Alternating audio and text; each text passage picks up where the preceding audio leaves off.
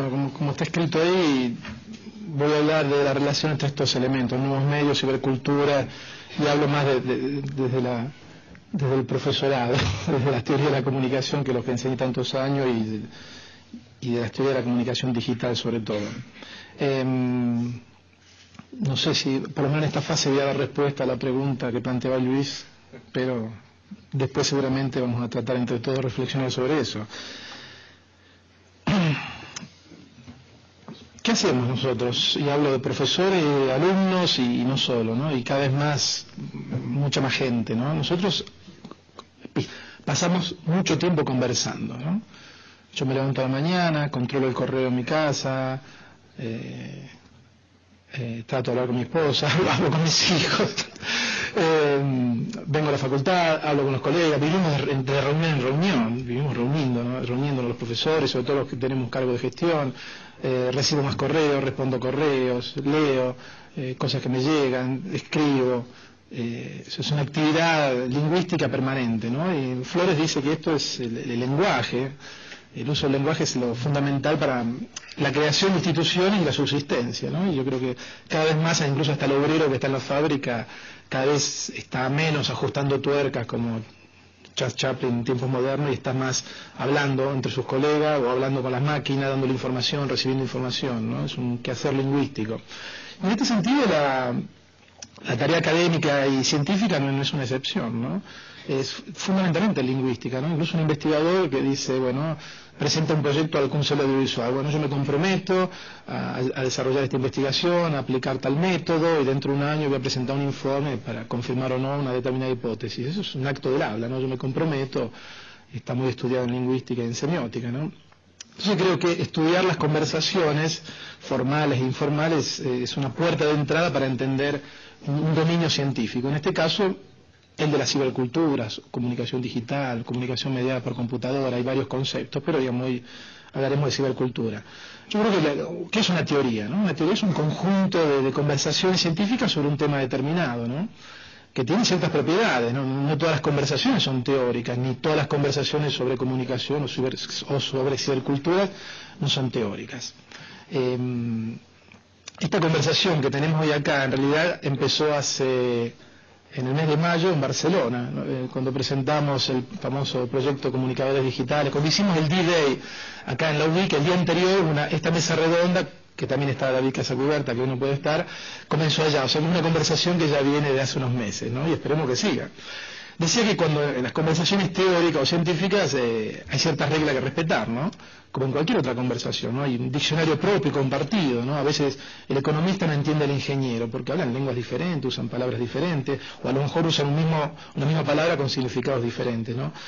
Se decide de qué hablar. O sea, en esta teoría vamos a hablar de este tema, no vamos a hablar de otro, vamos a hablar desde cierto punto de vista y no vamos a hablar de otro. Hay mecanismos de exclusión, esto lo trabajó mucho Michel Foucault, ¿no? Podemos decir ciertas cosas y no podemos decir otras, ¿no? Si hablamos un lenguaje científico, no podemos hablar de ciertas cosas o no podemos utilizar ciertas formas de verificación. Si estamos hablando en un discurso religioso, bueno, aflora el tema de la fe, y eso es un argumento válido. En el ámbito científico, por ejemplo, no. Depende de la conversación en que estamos, podemos decir ciertas cosas o no. Y hay ciertas reglas discursivas que hay que respetar, ¿no? Si yo quiero seguir participando en la discusión teórica de los comunicadores, tengo que respetar ciertas reglas del juego. Si no, pueden llegar a decirme, lo tuyo no es ciencia, es periodismo. Me destierran ahí a la Siberia periodística o al ensayo, ¿no? Y esto no es científico, ¿no? Digamos, y esto pasa en todos los discursos, no solo en el científico, ¿no? Bien. La pregunta es, ¿cómo hablamos de esto? ¿No? Tenemos casi un siglo, en 1920 empezaron las primeras teorías de la comunicación que yo he sufrido como estudiante y ustedes han sufrido también como estudiante y a mí como profesor también. ¿Cómo hablamos de esto? Esto es un mapa de la web en el año 2000 y algo, mapa de servidores, ¿no? Nos sirve Lázaro Felimerton, Adorno y Horkheimer para hablar de esto, ¿no? ¿Cómo hablamos desde las teorías de la comunicación de esto, ¿no? ¿Cómo hablamos desde las teorías de comunicación de fenómenos? No, a ver si arranca, ¿Cómo hablamos desde la teoría de la comunicación de este fenómeno, que lo tengo acá abajo, ahora lo abrimos? Esto es Google. es la actividad de Google a lo largo del día, ¿no? Son 24 horas, ven que van pasando, ven que Tokio nunca se apaga, siempre hay gente en Tokio buscando cosas en Google, ¿no? Hay áreas de Manhattan, la costa oeste en Estados Unidos, ¿no? Que hay zonas que nunca se apagan, ¿no? Es un ente vivo, ¿no? Imagínense que esto coincide con el movimiento del sol, como una fotosíntesis, ¿no? Hay una red que funciona y no necesariamente responde al ciclo solar, ¿no? Como que hay lugares que funcionan de noche también, ¿no? Claro, el tema es cómo hablamos de esto desde la teoría de la comunicación, ¿no? Porque yo creo que un poco limitado lo que sabemos de la teoría de la comunicación para afrontar esto, ¿no? Otro ejemplo, creo que lo mostré alguna vez en alguna charla acá, ¿no? Esto es un aparato del MIT que muestra en tiempo real la interactividad dentro de una web, ¿no?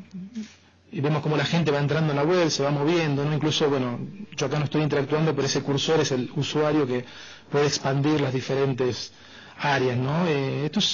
Van a ver que hay zonas que hay más concentración, quiere decir que hay más usuarios en una página y los usuarios van saltando, ¿no? Es un ente vivo. Yo creo que esto no sirve tanto para medir cuánta gente entra en una web, pero para hacernos una idea de que estamos enfrente de un proceso totalmente extraño, ¿no? Esto no tiene nada que ver con mirar televisión o escuchar la radio o comprar un libro en la librería y leerlo, ¿no?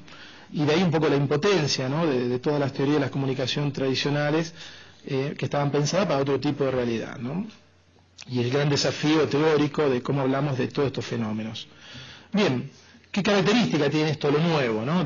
Como dicen los americanos, de new thing, ¿no? Primero, entra en crisis el modelo del broadcasting, ¿no? Este modelo de uno a muchos, el modelo de los medios masivos, entra en crisis, estamos de frente a una desmasificación. Ayer, bueno, creo que Santiago Miralles también habló muchísimo de esto y lo explicó muy bien, ¿no? Estamos en presencia de otras cosas.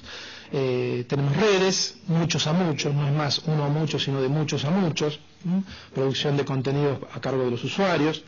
Estamos en una convergencia de medios, se está mezclando todo, hay confluencia, tenemos un metamedio como Internet donde hay radio, hay televisión, hay vídeo, hay cine, hay infografía interactiva, hay videojuegos, está todo metido dentro y se está a su vez combinando entre sí.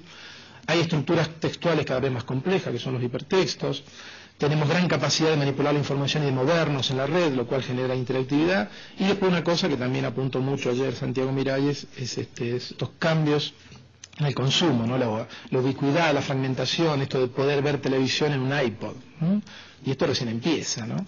Bien, podemos decir que a finales de los años 80, principios de los 90, cuando estalla la web, todos los modelos teóricos de la teoría de la comunicación, ¿no? Tradicionales, eran obsoletos. Ya se veía venir esto antes, ¿no? Ya había gente que decía, no, miren que todas estas teorías de los últimos años, más o menos críticas, más o menos administrativas, como se decía, tienen poco futuro. Y evidentemente en los años 90 se demostró la impotencia teórica, ¿no? No había respuesta para estos desafíos.